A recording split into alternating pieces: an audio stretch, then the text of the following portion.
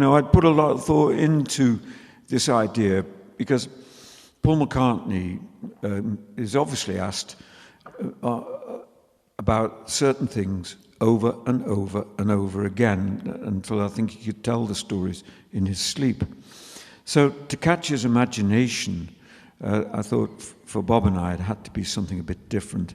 And that's what the songs the Beatles gave away is. It is a bit different because he's not normally asked about these songs because they tend to have slipped a little bit out of people's memory, And they're not songs that were recorded by the band.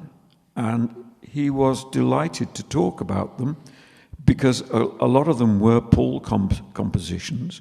And so when we got there, instead of, just being able to talk about them off the top of his head, like he can with Yesterday, She Loves You, Hey Jude, which he's asked about, nearly every other day, these are songs he's never asked about. So? Yeah, we'd, as Colin said, we'd done shed loads of research, you can imagine.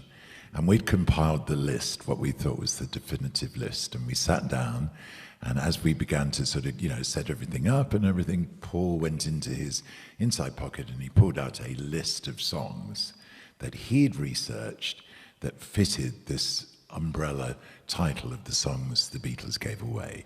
And this was a great thing, Colin, wasn't it? Because his list exactly tallied with ours. Yeah, and you don't often see Paul McCartney producing an aide-memoire to help him about songs that he's written. We then, as I say, we sat down with Paul and we began to talk through the history and the stories of these songs. And I always think, like with a show like this and with the documentary, I know it sounds like I'm stating the obvious, but it avoids any complications if you begin at the beginning, you work your way through the middle and come to a conclusion at the end. This is, it makes a lot of sense. Mm-hmm. So that's where we start. We begin at the beginning. And we begin with Paul just coming into his head thoughts about how he and John first began to write together. We had just a couple of little songs. I had one, the first one I'd ever written, which was called I Lost My Little Girl.